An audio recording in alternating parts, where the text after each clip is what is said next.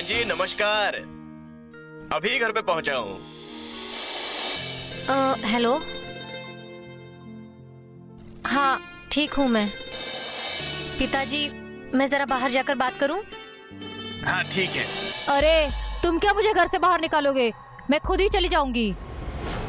मगर एक बात ध्यान में रखना, स्वाति को उसके मन मुताबिक जीने दो। स्वाति के साथ बुरा अगर हुआ ना तो मैं तुम्हें पंचायत में खड़ा करूंगी। और यह बात आप ध्यान में रखो। अब तुम्हारा दिमाग ठिकाने आ जाएगा। जब देखो बकबक बकबक। अरे तुम मेरी इस ईश्वर की पत्नी हो। पति से ऊंची आवाज में बात नहीं करनी चाहिए। पत्नी को हमेशा मर्यादा में रहना चाहिए। और तुम मेरा इस ईश्वर का अपमान कर रही हो, इसका मतलब क्या है? ईश्वर राव, मैं तुम्हारी बीवी हूँ और मैं तुम्हारी बीवी होकर भी मर्यादा नहीं लांगी। मगर तुम मेरे पति होने के नाते मर्यादा लांघ रहे हो। वक्त बेवक्त मेरा अपमान करते हो। देखो सुमन, स्वाति के मामले में तुम्हें ज्यादा ध्यान देने की जरूरत नहीं। ये मामला मैं खुद ही अच्छी तरह से निपटा लूंगा। तुम्हारी वो गंदी हरकतें मैं अच्छी तरह से समझ रही हूँ। तुम और वो जय का मामा अलग ही कुछ षड्यंत्र रच रहे हो। मेरी बात सुनो, स्वाति का भला करो। जिंदगी में क्या लेके जाने वाले हो? अरे तुम्हें जरा सा भी दिमाग नहीं है? थप्पड़ मारने के बाद तुम्हारी आंखों में एक आंसू नहीं दिख रहा है? अगर कोई दूसरी औरत होती तो चुपचाप जाकर सो जाती। इसीलिए तो कह रही हूँ मैं, तुमने ये जो घर में खेल रचा है ना, वो बंद करो। नहीं तो मुझे अलग ही ढंग से तुम्हारे साथ पेश आना पड़ेगा। ए सुमन, तुम यहाँ से चली जाओ, वरना यहाँ कुछ विपरीत हो सकता है। खामखा मेरा दिमाग मत खराब करो। तुम कह रहे हो इसलिए इस रूम के बाहर जा रही हूँ।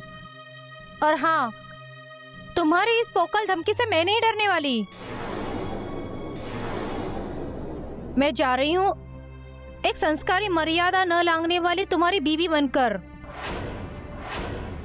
अरे जाओ जाओ यहाँ से। दूसरों की पत्नियां पति से कंधे से कंधा मिलाकर साथ चलती हैं। मेरा नसीब ही खराब है, हमारे नसीब में ये पत्थर आया है।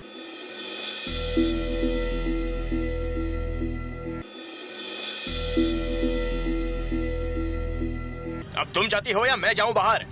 दोनों में से एक को तो बाहर जाना ही होगा। मगर मेरी बात एक ध्यान से सुनना। मासूम स्वाति 7 साल की थी तब से तुम्हारे इस टेढ़े स्वभाव का सहन करती आ रही है।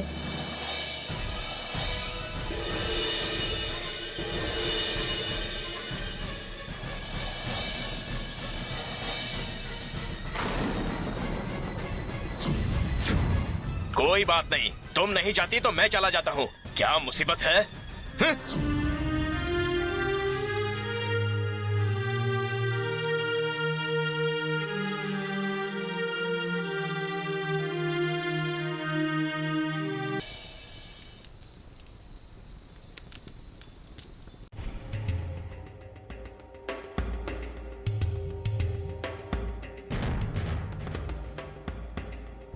स्वाति मेरी भतीजी है। स्वाति के साथ बुरा अगर हुआ ना तो मैं तुम्हें पंचायत में खड़ा करूंगी। ईश्वर राव, मैं तुम्हारी बीवी हूँ और मैं तुम्हारी बीवी होकर भी मर्यादा नहीं लांगी।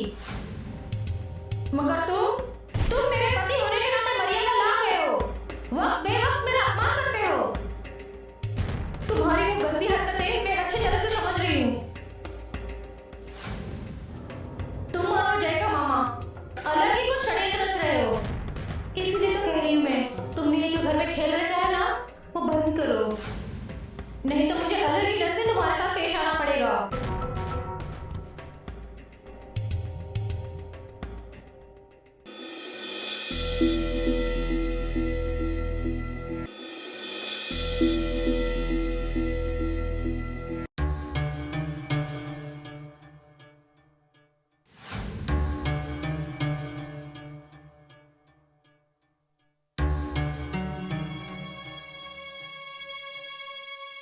अरे ईश्वर,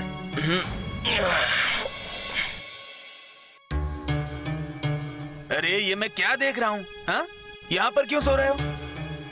सुमन के साथ झगड़ा हुआ है क्या? भैया तुम जाकर सो जाओ। रात बहुत हो चुकी है, जो भी है हम सुबह बात करेंगे।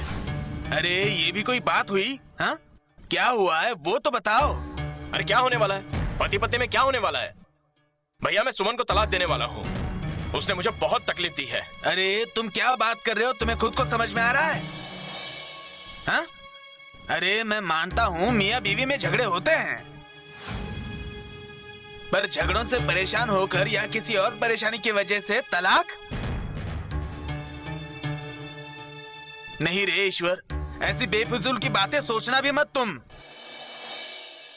अब थोड़ा हम लोगों के साथ अच्छा हो रहा है, आसपास के 4 लोग हमें जान रहे हैं और हमें इससे भी ज्यादा बड़े बड़े काम करने हैं। भैया मुझे एक बात बताओ, हम सीधी राह चलते हैं, अगर बीच में कांटा आ जाए तो हम उसे दूर करते हैं या फेंक देते हैं, और गलती से उस कांटे पर पैर पड़ गया तो वो कांटा हमें चुभ जाता है और उसकी तकलीफ हमें सहन करनी पड़ती है। अरे कांटा कौन और ये पैर किसका है, ये थोड़ा सा ठीक से समझाएगा मुझे? भैया ये सुमन मुझे पसंद नहीं थी, तुम्हारी मर्जी की वजह से मैंने शादी की, लेकिन अब ये ऐसा बर्ताव करने की कोशिश कर रही है, इसलिए मुझे तलाक चाहिए। और वजह क्या बताएगा? हाँ मुझे बता, उससे क्या परेशानी है? तंग करती है, अपमान करती है या मारती है? अरे उसकी क्या हिम्मत, वो मुझे मारेगी। अरे उसने अगर हाथ भी उठाया ना मुझ पे तो उसे वहीं पर मार डालूंगा मैं। ईश्वर जरा मेरी बात सुनेगा? हाँ? सब कुछ अच्छा खासा चल रहा है, उसे बर्बाद मत कर, नहीं तो बाद में पछताएगा। अरे भैया उसका दिमाग ठिकाने पर नहीं रहता। मैं अब तक तो यही समझता था कि तुम दोनों का बहुत अच्छे से चल रहा है। भैया बस देखते रहना, ये सुमन मेरे खिलाफ तुम्हारे कैसे कैसे कान भरती है, लेकिन ये मैं अब नहीं बता सकता कि वो क्या क्या बोलेगी। मतलब हमारे घर में इतना बड़ा षड्यंत्र चल रहा है और मुझे कुछ भी पता नहीं है?